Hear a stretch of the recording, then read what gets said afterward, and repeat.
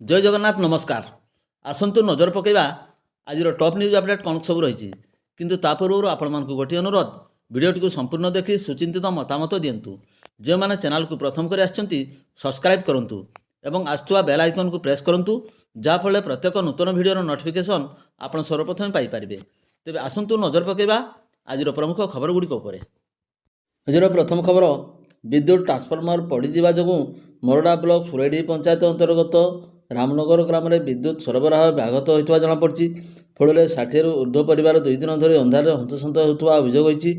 रविवार अपराह प्रबल वर्षा सह वज्रपात जो रामनगर ग्राम में 25 kV विद्युत ट्रांसफर्मर पड़ संपूर्ण अचल हो जाती। लोक मैंने 2 दिन धरी अंधारे रही आसुवा बेले प्रबल गरम गुलुगुली हंतसंत होती।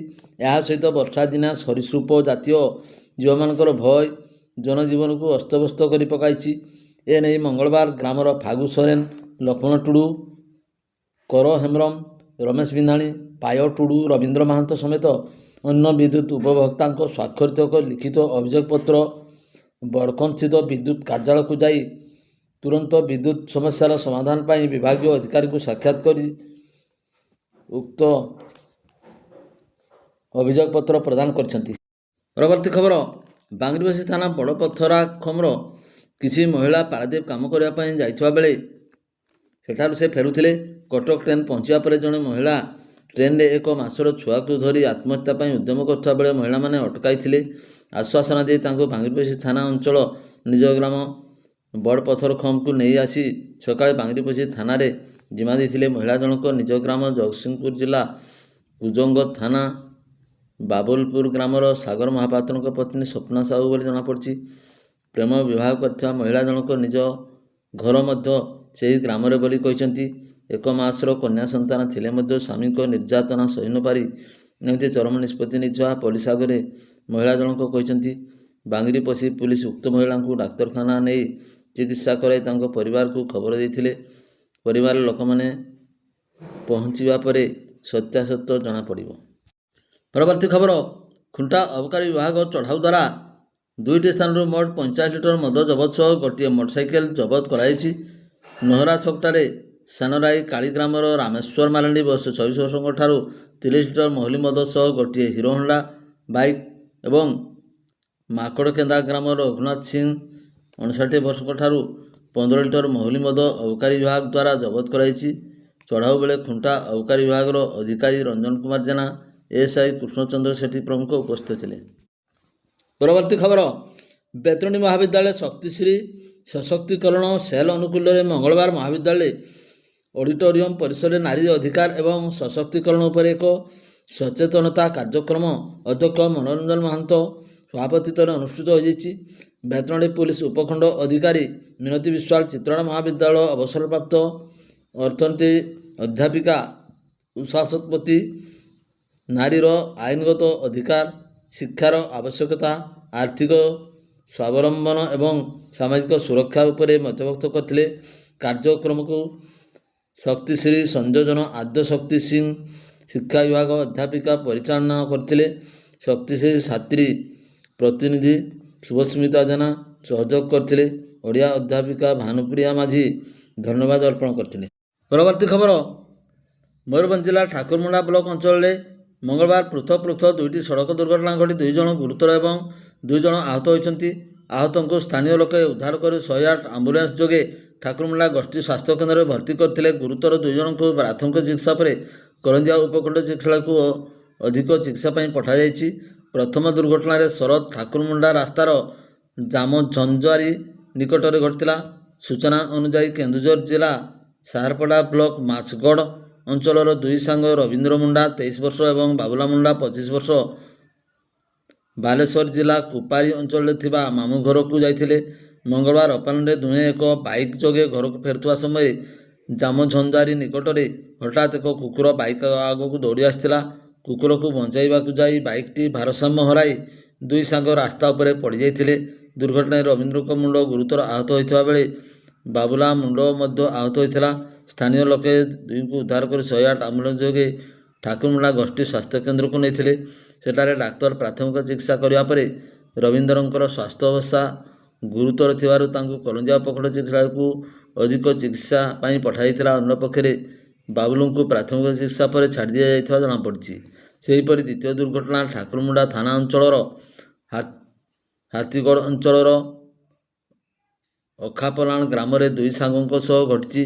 ଅଖାପଲାଣ ଗ୍ରାମର ମନୋଜ କୁମାର ମଢ଼େଇ 22 ବର୍ଷ ଏବଂ ସରୋଜ ମଢ଼େଇ 17 ବର୍ଷ ଠାକୁରମୁଣ୍ଡା ବଜାରକୁ ଆସି କାମ ସାରି ବାଇକ୍ ଯୋଗେ ଘରକୁ ଫେରୁଥିଲେ। ସନ୍ଧ୍ୟା ସମୟ 5:40 ସମୟରେ ନିପାଣିଆ ପ୍ରାଥମିକ ବିଦ୍ୟାଳୟ ନିକଟରେ ବାଇକ୍ଟି ଭାରସାମ୍ୟ ହରାଇ ରାସ୍ତା ତଳକୁ ଖସି ପଡ଼ିଥିଲା। ଫଳରେ ମନୋଜ ଏବଂ ସରୋଜ ଉଭୟ ରାସ୍ତା କଡ଼କୁ ଛିଟିକି ପଡ଼ି ଆହତ ହୋଇଥିଲେ। ଦୁର୍ଘଟଣା ଦେଖି ସ୍ଥାନୀୟ ଲୋକମାନେ ତୁରନ୍ତ ଦୁଇ ଜଣଙ୍କୁ ଉଦ୍ଧାର କରି ଆମ୍ବୁଲାନ୍ସ ଯୋଗେ ଠାକୁରମୁଣ୍ଡା ଗୋଷ୍ଠୀ ସ୍ୱାସ୍ଥ୍ୟ କେନ୍ଦ୍ରକୁ ନେଇଥିଲେ। ଚିକିତ୍ସା ପରେ ସରୋଜଙ୍କ ସ୍ୱାସ୍ଥ୍ୟାବସ୍ଥା ଗୁରୁତର ଥିବାରୁ ତାଙ୍କୁ କରଞ୍ଜିଆ ଉପଖଣ୍ଡ ଚିକିତ୍ସାଳୟକୁ ଅଧିକ ଚିକିତ୍ସା ପାଇଁ ପଠାଇ ଦିଆଯାଇଛି।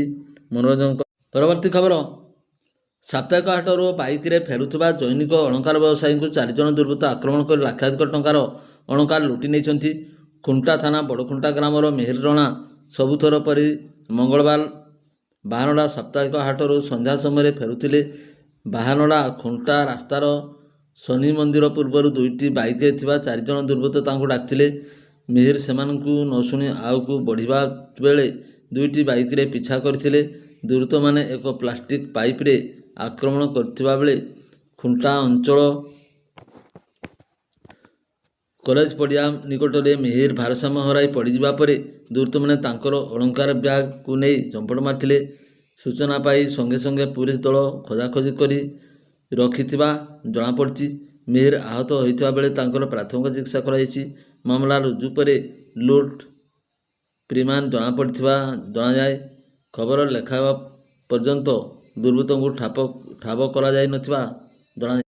ପରବର୍ତ୍ତୀ ଖବର, ବାଦାମପାଳ ବନାଞ୍ଚଳ ଅନ୍ତର୍ଗତ ବାଂଶିଲା ସଂରକ୍ଷିତ ଜଙ୍ଗଲ ମଧ୍ୟରୁ ରବିବାର ଏକ ଚୋରାକାଠ ବୋଝେଇ ଟ୍ରକକୁ ଜବତ କରି ବାଦାମପାଳ ବନାଞ୍ଚଳ କାର୍ଯ୍ୟାଳୟକୁ ଆଣିଛି ବନ ବିଭାଗ। ମିଳିଥିବା ଖବର ଅନୁସାରେ କାଠ ଲୁଟିଆମାନେ ବେଆଇନ ଭାବରେ ସଂରକ୍ଷିତ ଜଙ୍ଗଲରୁ ପାହାଡ଼ି ଗଛ କାଟି ଏକ ଟ୍ରକରେ ବୋଝେଇ କରି ନେଉଥିଲେ। ବିଶେଷ ସୂତ୍ରରୁ ଖବର ପାଇ ବାଦାମପାଳ ବନାଞ୍ଚଳ ଭାରପ୍ରାପ୍ତ ଅଧିକାରୀ କ୍ଷୀରୋଦ ଚନ୍ଦ୍ର ସିଂଙ୍କ ନିର୍ଦ୍ଦେଶକ୍ରମେ ବନପାଳ ଆଲୋକ କୁମାର ସେଠୀ, ରତିକାନ୍ତ ପଲେଇ, ଫୁଲମଣି ମହାନ୍ତ, ବନରକ୍ଷୀ ହେମନ୍ତ କୁମାର ହେମ୍ରମ, ଶୁଭସ୍ମିତା ଗିରି, ବସୁମତୀ ମହାନ୍ତ, ପାରାଷ୍ଟାଫ କାଳୀଚରଣ ପାଳେୟା, ବିବନ ଜେରାଇ, ପିଣ୍ଟୁ ପିଙ୍ଗୁଆ ପ୍ରମୁଖ ଚଢ଼ାଉ କରି HP 12R6841 ଏକ ଚୋରାକାଠ ବୋଝେଇ ଟ୍ରକକୁ ଜବତ କରି ବନାଞ୍ଚଳ କାର୍ଯ୍ୟାଳୟକୁ ଆଣିଥିବା ବେଳେ 2 ଜଣଙ୍କୁ ଅଟକ ରଖି ପଚରାଉଚରା କରିଥିବା ଜଣାପଡ଼ିଛି। ଅଟକ 2 ଜଣ ହେଲେ କୁସୁମୀ ବ୍ଲକ ଦଲକି ଗ୍ରାମର ମୋହନ ସାହୁ ଏବଂ ହିମାଚଳ ପ୍ରଦେଶର ଇସ୍ମାଇଲ।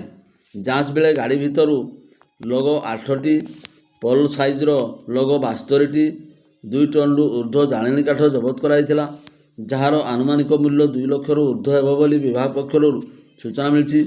ବାଦାମପାଳ ବନାଞ୍ଚଳ ଏକ ମାମଲା ରୁଜୁ କରି ଅଭିଯୁକ୍ତକୁ କୋର୍ଟ ଚାଲାଣ କରିଛି। ପରବର୍ତ୍ତୀ ଖବର, ବରଡ଼ା ବ୍ଲକ ତଥା ବଡ଼ଜାମଣି ଫାଣ୍ଡି ଅଧୀନ ଦାନ୍ତିଆମୁହା ଉପଖଣ୍ଡରୁ ବେଆଇନ ବାଲି ଚାଲାଣ କରୁଥିବା ଏକ ଟ୍ରାକ୍ଟରକୁ ଜବତ କରି ଫାଣ୍ଡିକୁ ଆଣିଛି ପୋଲିସ।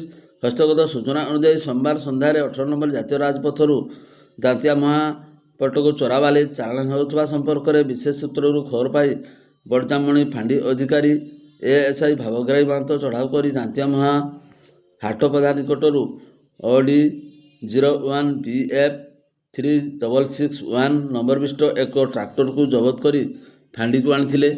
ଏନେଇ ବେତନଟୀ ଥାନାରେ ଏକ ମାମଲା ରୁଜୁ କରାଯାଇଥିବା ବେଳେ ଜଣଙ୍କୁ ଅଟକ ରଖି ପଚରା ଉଚରା ପରେ ନୋଟିସ ଦେଇ ଛାଡ଼ିଥିବା ଫାଣ୍ଡି ଅଧିକାରୀ କହିଛନ୍ତି। ପରବର୍ତ୍ତୀ ଖବର, ଖାଦ୍ୟ ଅନ୍ୱେଷଣରେ ଜଙ୍ଗଲ ଛାଡ଼ି ଗ୍ରାମାଭିମୁଖୀ ହେଉଛନ୍ତି 12 ଟିକିଆ ବଣୁଆ ହାତୀପଲ। ମୟୂରଭଞ୍ଜ ଜିଲ୍ଲା ବାଙ୍ଗିରିପୋଷି ଅଞ୍ଚଳରେ ଏହି ହାତୀପଲଙ୍କ ଉପଦ୍ରବ ବଢ଼ିବାରୁ ଚାଷୀଙ୍କ ମଧ୍ୟରେ ଭୟ ଏବଂ ଆଶଙ୍କା ସୃଷ୍ଟି ହୋଇଛି। ହାତୀପଲ ଚାଷ ଜମିରେ ପଶି ଧାନ ଫସଲ ନଷ୍ଟ କରିଥିବା ଅଭିଯୋଗ ହୋଇଛି। ସୂଚନା ଅନୁଯାୟୀ 12 ଟିକିଆ ହାତୀପଲ ନାଫ୍ରିଜ ସଂରକ୍ଷିତ ଜଙ୍ଗଲ ଅଞ୍ଚଳ ସମେତ ନିଶ୍ଚିତା ଏବଂ କାଳିଆମି ଗ୍ରାମ ନିକଟସ୍ଥ ଆମ୍ବ ବଗିଚାରେ ଅବସ୍ଥାନ କରୁଛନ୍ତି। ଦିନରେ ବଗିଚା ଓ ଜଙ୍ଗଲ ଅଞ୍ଚଳରେ ରହିବା ପରେ ରାତିରେ ହାତୀପଲ ଚାଷ ଜମି ଆଡ଼କୁ ମୁହାଁଉଥିବା ଗ୍ରାମବାସୀ କହିଛନ୍ତି। ଅଗଷ୍ଟ ମାସରୁ କାଳିଆମି ଗ୍ରାମରେ ହାତୀପଲଙ୍କ ଦୌରାତ୍ମ୍ୟ ବଢ଼ିଯାଇଥିବା ବେଳେ ସୁନାରାମ ସିଂ ଏବଂ ସବରନ ସିଂଙ୍କ ଚାଷ ଜମିରେ ଥିବା ଧାନ ଫସଲ ହାତୀପଲ ନଷ୍ଟ କରିଥିବା ଜଣାଯାଇଛି। ଚାଷୀମାନେ ରୁଆ ବେଉଷଣ କରି ଭଲ ଅମଳର ଆଶା ରଖିଥିବା ବେଳେ ହାତୀ ଉପଦ୍ରବ ତାଙ୍କ ଚିନ୍ତା ବଢ଼ାଇ ଦେଇଛି। କେବଳ ଫସଲ ନୁହେଁ, ହାତୀ ମଣିଷ ସଂଘର୍ଷରେ ଆଶଙ୍କା ମଧ୍ୟ ବଢ଼ିଯାଇଛି। ଗ୍ରାମାଞ୍ଚଳରେ ଲୋକମାନେ ଭୋର ସମୟରେ ଶୌଚ ପାଇଁ ନଦୀ କିମ୍ବା ଜଙ୍ଗଲ ନିକଟକୁ ଯାଉଥିବା ବେଳେ ହାତୀଙ୍କ ସହ ଅଚାନକ ସାମ୍ନାସାମ୍ନି ହେବା ପରେ ଆଶଙ୍କା ରହୁଛି। ଏହିପରି ଘଟଣାର ପୂର୍ବରୁ ଅନେକ ସ୍ଥାନରେ ଲୋକଙ୍କ ଜୀବନହାନି ଘଟିଥିବା ଗ୍ରାମବାସୀ ଆତଙ୍କିତ ଅଛନ୍ତି। ପରବର୍ତ୍ତୀ ଖବର, ଉଦଳା ଥାନା ଅଧୀନସ୍ଥ ରାଢ଼ ଗ୍ରାମ ପଞ୍ଚାୟତ ଡିହିରିକୂଳ ହାଇସ୍କୁଲରେ ଗତ ରାତିରେ ଦୁର୍ବୃତ୍ତ ଫାଟକ ଏବଂ କବାଟ ଭାଙ୍ଗି ଲକ୍ଷାଧିକ ମୂଲ୍ୟର ବହୁ ସାମଗ୍ରୀ ଲୁଟି ନେଇଥିବା ଜଣାପଡ଼ିଛି। ଫଳରେ ସକାଳୁ ଘଟଣା ଜଣାପଡ଼ିବା ପରେ ପୋଲିସ ସ୍କୁଲ ପହଞ୍ଚି ତଦନ୍ତ ଆରମ୍ଭ କରିଥିବା ବେଳେ ତଦନ୍ତ ବାଧାପ୍ରାପ୍ତ ନ ହେବା ପାଇଁ ସ୍କୁଲ ବାରଣ୍ଡାରେ ବସି ପିଲାମାନେ ପାଠ ପଢ଼ିଥିଲେ। ଏଭଳି ଚିତ୍ର ଉଦଳା ଥାନା ଡିହିରିକୂଳ ସରକାରୀ ଉଚ୍ଚ ବିଦ୍ୟାଳୟରେ ଦେଖିବାକୁ ମିଳିଥିଲା। ଏହି ବିଦ୍ୟାଳୟ ନବମ ଶ୍ରେଣୀ ଏବଂ ଦଶମ ଶ୍ରେଣୀରେ 74 ଛାତ୍ରଛାତ୍ରୀ ପଢ଼ୁଥିବା ବେଳେ ସମସ୍ତେ ବାରଣ୍ଡାରେ ବସି ପାଠ ପଢ଼ୁଛନ୍ତି ଆଉ ତାଙ୍କୁ ପାଠ ପଢ଼ାଉଛନ୍ତି ଶିକ୍ଷକ ଶିକ୍ଷୟିତ୍ରୀ। ଅଫିସ ଘରଠାରୁ ଆରମ୍ଭ କରି କ୍ଲାସରୁମ୍ ପର୍ଯ୍ୟନ୍ତ ସବୁ ସ୍ଥାନରେ ଚୋରି ହୋଇଥିବା ବେଳେ ପୁଲିସ ତଦନ୍ତ କରୁଥିବାରୁ କ୍ଲାସରୁମ୍ ବାହାରେ ବାରଣ୍ଡାରେ ବସି ପାଠ ପଢ଼ୁଛନ୍ତି ଛାତ୍ରଛାତ୍ରୀ। 10ଟା ସମୟରେ ପ୍ରଧାନ ଶିକ୍ଷକ ସଞ୍ଜୟ କୁମାର ରାୟବାବୁ ବିଦ୍ୟାଳୟରେ ପହଞ୍ଚିବା ପରେ ବିଦ୍ୟାଳୟରୁ ଚୋରି ହୋଇଥିବା ଜାଣିବାକୁ ପାଇଥିଲେ, ଯାହାକି ଦୁର୍ବୃତ୍ତମାନେ ବିଦ୍ୟାଳୟ ଅଫିସ ଗୃହ କବାଟ ଭାଙ୍ଗି ସେଠାରେ ଥିବା ଇନଭର୍ଟର, ବ୍ୟାଟେରୀ, ପଙ୍ଖା ସହିତ ପ୍ରାୟ 15 ବସ୍ତା ମଧ୍ୟାହ୍ନ ଭୋଜନ ଚାଉଳ ଲୁଟି ନେଇଛନ୍ତି। ଏହା ସହିତ ସମସ୍ତ କ୍ଲାସରୁମ୍ରୁ ପଙ୍ଖା ସହିତ ସିସିଟିଭି ହାର୍ଡ ଡିସ୍କ ମଧ୍ୟ ଚୋରି କରି ନେଇଛନ୍ତି। ଏନେଇ ଉଦଳା ଥାନାରେ ଅଭିଯୋଗ କରିଥିଲେ। ଅଭିଯୋଗ ପରେ ଉଦଳା ପୋଲିସ ବିଦ୍ୟାଳୟ ପହଞ୍ଚି ତଦନ୍ତ ଆରମ୍ଭ କରିଛି ଏବଂ ଏନେଇ ଏକ ମାମଲା ରୁଜୁ କରି ଅଧିକ ତଦନ୍ତ ଜାରି ରଖିଛି ପୋଲିସ।